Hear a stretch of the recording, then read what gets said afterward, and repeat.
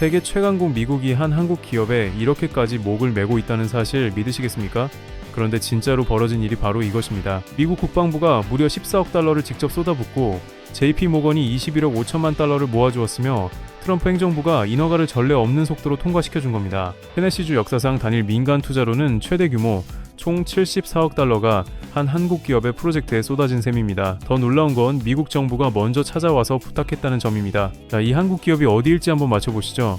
대부분 사람들은 삼성전자라고 생각하겠죠.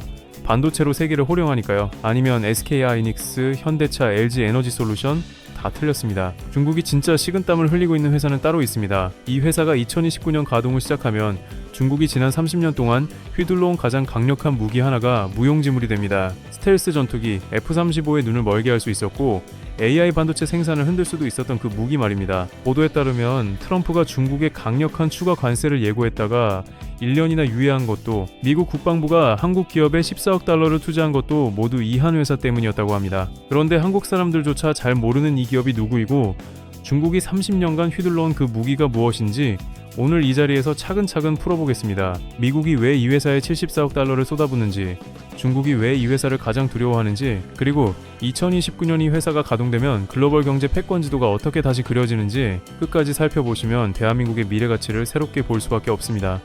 먼저 트럼프가 중국의 관세 압박을 한 발 늦춘 그날의 비밀부터 시작해보겠습니다. 2025년 어느 날 트럼프 대통령은 중국의 강력한 추가 관세를 예고합니다. 전 세계가 숨을 죽이고 긴장했습니다. 그런데 며칠 후 갑자기 트럼프는 이 관세를 1년 유예한다고 발표합니다. 강경파로 알려진 그가 왜 갑자기 한 발 물러선 것일까요? 언론과 시장은 온갖 추측을 쏟아냈지만 진짜 답은 전혀 다른 곳에 숨어 있었습니다. 바로 미국이 가진 가장 치명적인 약점, 핵심 광물 공급망이었던 겁니다. 여기서 한 가지 충격적인 사실을 알려드리겠습니다. 지금 이 순간에도 미국은 갈륨을 100% 중국에서 수입하고 있습니다. 인증도 100%, 안티모니는 85%, 비스무트는 89%입니다.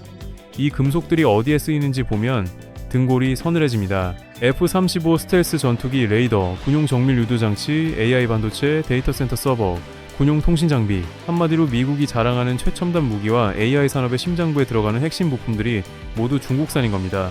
쉽게 비유하자면 자동차를 정말 잘 만든다고 칩시다. 디자인도 멋지고 성능도 최고예요. 그런데 엔진에 들어가는 작은 볼트 하나를 오직 옆 나라에서만 사와야 한다면 어떨까요?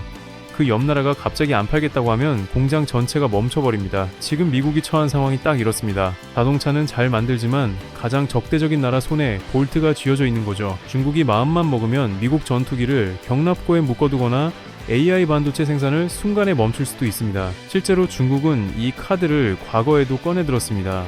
일본과 영토 분쟁이 벌어졌을 때 히토류 수출을 사실상 차단해 일본을 압박한 전례가 있죠. 트럼프가 관세를 1년 유예한 진짜 이유는 바로 이것입니다. 번세 폭탄을 던지는 순간 중국이 핵심 광물 공급을 끊으면 미국 군수산업과 AI 산업이 동시에 마비될 수 있었던 거죠. 트럼프는 그 1년 동안 이 약점을 메워야 했습니다. 여기서 진짜 흥미로운 반전이 등장합니다. 미국이 1년 안에 찾아낸 해법의 주인공, 바로 한국 기업 고려아연이었던 겁니다. 그런데 이쯤에서 궁금하지 않으신가요? 히토리와 핵심 광물이 대체 뭐길래 이렇게 난리일까요? 그리고 왜 중국이 30년 동안이나 이걸 독점할 수 있었을까요? 히토류, 한자로 풀면 히토류입니다. 흙 속의 희귀한 금속이라는 뜻이죠. 그런데 사실 이름은 조금 잘못된 겁니다. 히토류는 지구상에 그렇게 드문 금속이 아닙니다. 진짜 충격적인 진실은 중국이 90% 점유율을 가진 이유가 자원이 중국에만 있어서가 아니라는 점입니다. 오히려 정반대였죠. 히토류와 핵심 광물은 미국에도 있고 호주에도 있으며 아프리카에도 있습니다. 그런데 왜 중국만 캐고 있었을까요? 답은 간단합니다. 너무 더럽고 환경 파괴가 심하고 위험해서 다른 나라들은 다 도망갔기 때문입니다. 동네에 황금이 묻혀있는 땅을 떠올려보세요. 그런데 그 황금을 캐려면 강물을 다 오염시키고 공기도 더러워지며 일하는 사람들도 병에 걸립니다.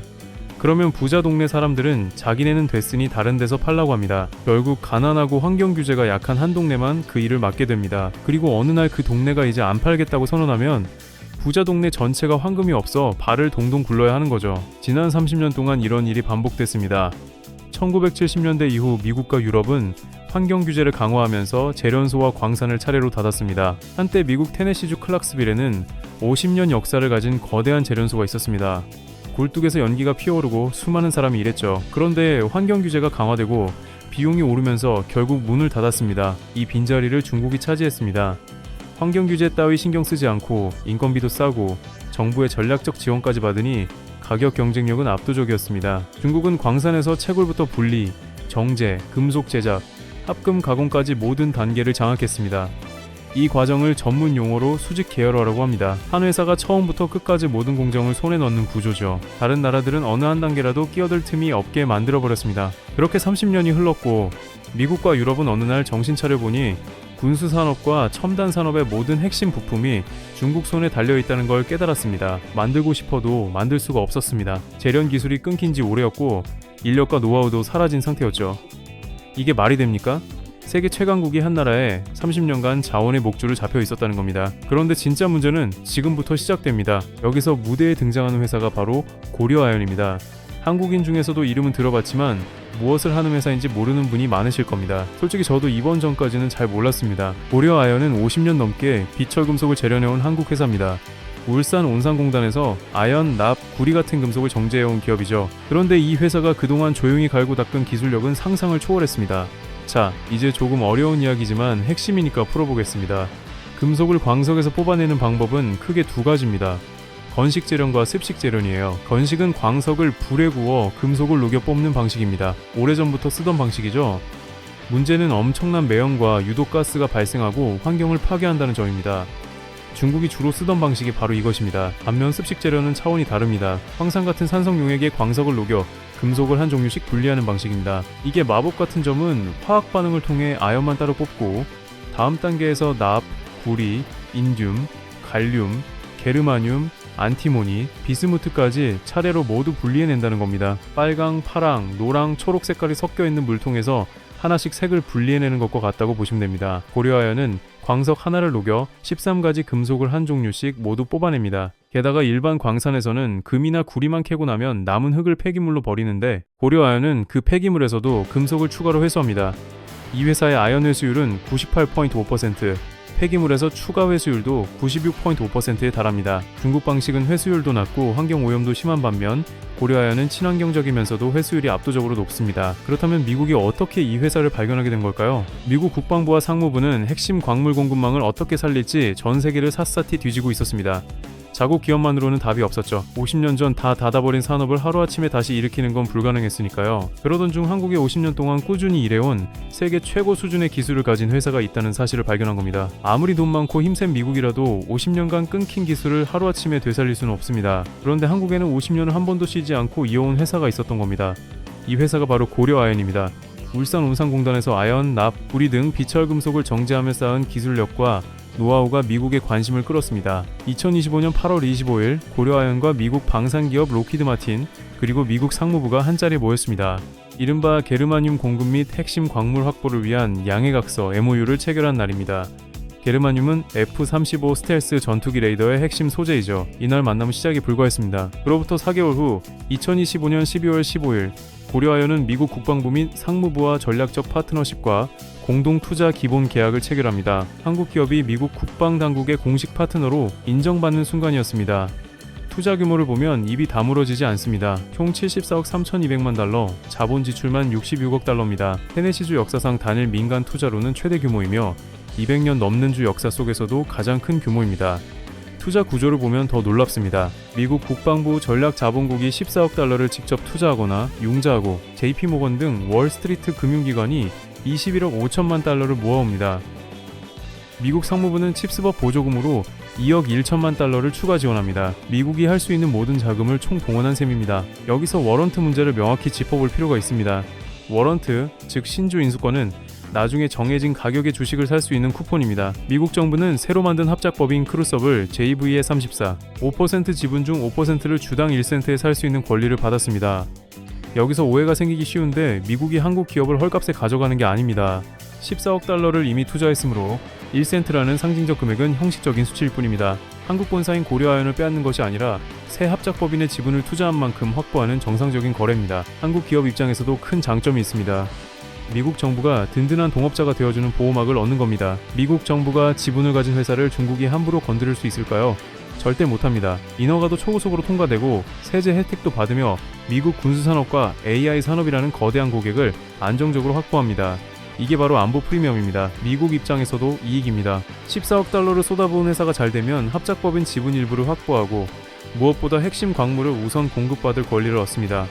양쪽 모두 위닝 거래인 셈이죠. 더 충격적인 사실은 트럼프 행정부가 2026년 4월 24일 프로젝트를 패스트 41 대상 사업으로 지정했다는 겁니다. 패스트 41은 미국 정부가 인허가 절차를 초고속으로 진행해주는 특별 프로그램입니다. 대형 산업시설 인허가는 보통 10년도 걸리지만 이 프로젝트는 1년 안에 끝내준다는 겁니다. 또 다른 흥미로운 디테일은 고려아연 한국인 기술자들이 미국 이민세관 단속에서 면제받았다는 사실입니다. 즉 비자를 받아야 미국에서 일할 수 있지만 한국 기술자들은 자유롭게 들어와 기술을 이전할 수 있게 된 것이죠. 미국 입장에서는 공장 가동이 최우선임으로 이런 결정이 나왔습니다. 이제 본격적으로 프로젝트가 어디에서 어떻게 진행되는지 살펴보겠습니다.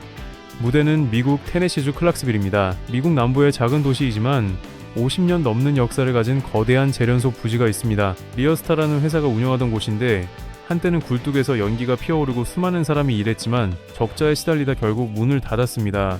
그런데 이 폐허 속에서 진짜 보물이 발견됩니다. 부지 한쪽에 50년 동안 쌓인 부산물이 60만 톤이나 있었던 겁니다. 영어로는 온드케이크라 부르죠. 50년 동안 재련 과정에서 나온 부산물이 연못처럼 쌓여 굳어 있었던 겁니다. 다른 회사들은 이걸 그냥 쓰레기로 봤습니다. 처리 비용만 들어가는 골칫거리였죠. 그러나 고려아연이 분석해보니 안에 무려 30억 달러가 넘는 가치의 핵심 금속이 들어있었습니다. 바로 게르마늄과 갈륨입니다. 게르마늄은 F-35 스텔스 전투기 레이더의 핵심 소재이고 갈륨은 AI 반도체와 데이터 센터 서버의 필수 금속입니다. 50년 동안 미국 클락스빌에 잠들어 있던 자원이 사실은 미국 군수산업과 AI 산업의 심장부에 들어가는 핵심 소재였던 셈입니다. 그것도 미국이 100% 중국에 의존하던 금속들이죠. 흥미로운 건 클락스빌이 프로젝트 입지로 선정된 또 다른 이유가 있습니다. 바로 전기료입니다. 재련소는 전기를 엄청나게 사용합니다. 광석을 녹이고 분리하고 정제하는 모든 과정에 전기가 들어가거든요. 한국 운산 공장의 전기료는 1kW당 12.8센트인데 클락스빌 전기는 4.179센트로 한국의 약 1.3 수준입니다. 매일 어마어마한 양의 전기를 쓰는 재련소 입장에서 이 차이는 결정적입니다. 30년 동안 이 전기료 차이로 절감되는 금액이 무려 48억 달러에 달합니다. 한국 본사보다 훨씬 효율적으로 운영할 수 있다는 의미입니다. 또 중요한 건 인적 자원입니다. 50년 역사의 리어스타 숙련 인력 750명을 그대로 고용 승계했습니다. 50년 동안 일해온 베테랑 750명을 한꺼번에 확보한 겁니다. 새 공장을 만들 때 가장 큰 리스크가 초기 가동 안정화인데 기계는 사면 되지만 사람은 시간이 걸립니다. 그러나 50년 노하우가 쌓인 750명이 그대로 일하니 가동 첫날부터 안정적으로 돌릴 수 있습니다. 여기서 더 소름 돋는 반전이 있습니다. 단순히 폐지를 활용하는 게 아니라 그 폐지가 미국 안보의 가장 핵심 시설로 변신하게 된다는 겁니다. 미국이 이 프로젝트를 사활을 걸고 추진하는 진짜 이유는 바로 2027년이라는 데드라인 때문입니다. 미국은 2027년부터 국방산업과 연방정부 지원 제조업에서 중국산 히토류 사용을 전면 금지합니다. 즉 2027년부터 미국 군수기업이 중국산 히토류로 만든 부품을 쓰면 처벌받습니다. 로키드 마틴, 보잉, 레이시온 등 방산 기업들이 그때까지 중국산 핵심 광물을 대체할 공급원을 찾아야 하는 상황입니다. 그런데 미국 내에서 바로 그 시점에 맞춰 공급할 수 있는 곳이 있을까요? 없습니다. 50년 전 다 문을 닫았기 때문에 국내에서 찾을 수도 없고 다른 외국 공급원도 충분치 않습니다. 바로 한국 고려아연이 만드는 클락스빌 재련소가 2029년부터 단계적으로 가동되며 2027년 규제 시점과 가장 근접한 대규모 대체 공급원 역할을 합니다. 2년의 공백 동안 미국은 비축분과 우방국 공급으로 버티는 시나리오를 짭니다. 이 상황을 그림으로 그려보면 이해가 쉽습니다. 동네 슈퍼마켓이 30년 동안 마을 사람들에게 모든 식재료를 독점 공급했는데 점점 갑질을 시작하고 가격을 올리거나 안 팔겠다고 협박합니다. 마을 사람들은 2년 후 새 슈퍼가 들어올 때까지 기다려야 합니다. 그러자 마을 사람들이 새 슈퍼에게 제발 빨리 와달라, 모든 비용 지원할 테니 인허가도 초고속으로 해달라, 정부가 자금도 댈게라고 매달리는 상황과 같습니다. 지금 미국이 고려아연에 하고 있는 것이 바로 이런 모습입니다. 프로젝트 일정도 빡빡하게 짜여 있습니다. 2026년 부지 조성, 2027년 착공, 2029년 단계적 상업 가동, 2030년 100% 가동입니다. 생산 구조는 아연부터 시작해 납과 구리, 마지막으로 13가지 핵심 광물을 모두 생산합니다. 연간 110만 톤의 원료를 처리해 54만 톤의 완제품을 만들고 그중 11개 금속이 미국 정부 지정 핵심 광물입니다. 인듐, 갈륨, 안티모니, 비스무트, 게르마늄 등이 포함됩니다. 수익성도 만만치 않습니다. 2030년부터 2050년까지 평균 EBTA 마진 즉 영업이익률이 17%에서 19%로 예상됩니다. 연간 약 9억 달러의 영업이익을 목표로 하는 야심찬 계획입니다. 한국 기업이 미국 정부 자금을 받아 미국 공장을 짓고 미국 정부의 안보 보호를 받고 50년 베테랑 인력을 그대로 확보하며 전기료는 한국의 일삼 수준 30억 달러 이상의 폐기물에서 보물을 캐내고 2027년 규제 직후 미국 시장의 핵심 대체 공급자가 되는 겁니다. 이 거래는 한국 기업 역사상 전례 없는 사례입니다. 고려아연은 단순한 미국 진출이 아니라 미국이 가진 가장 치명적인 약점을 메워주는 대가로 50년 만에 다시 살아난 미국 재련 산업의 왕좌에 앉게 됩니다. 하지만 모든 게 장밋빛 미래만은 아닙니다. 먼저 회사 내부 경영권 분쟁이 있습니다. 고려아연은 현재 최윤범 회산 측과 MBK 영풍연합 측이 경영권을 두고 치열하게 다투고 있습니다. 이번 미국 투자에 대해 반대 측은 강하게 비판하며 기존 주주 가치를 희석시키고 본사가 사실상 8조 원 이상의 채무를 연대 보증하는 구조라며 재무 건전성 악화를 경고합니다. 신주 발행 금지 가처분, 신청 같은 법적 공방도 진행 중입니다.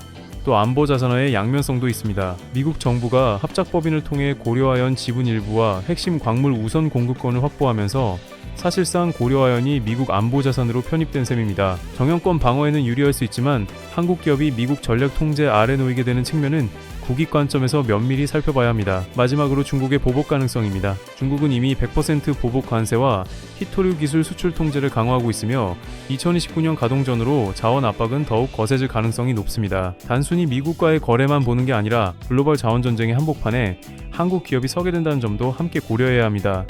그럼에도 불구하고 이 프로젝트가 가지는 의미는 어마어마합니다. 2029년 미국 테네시 클락스빌 재련소 굴뚝에서 연기가 피어오르고 그 금속들이 F-35 스텔스 전투기, 첨단 군용 장비, AI 반도체로 흘러들어갑니다. 중국이 30년간 휘둘러온 자원의 목줄이 끊어지는 순간입니다. 이게 한국에 의미하는 건 첫째, 한국이 단순한 제조 강국에서 글로벌 공급망 설계자로 격상된다는 겁니다. 반도체, 자동차, 배터리를 넘어 핵심 광물 공급망의 키 플레이어가 되는 거죠.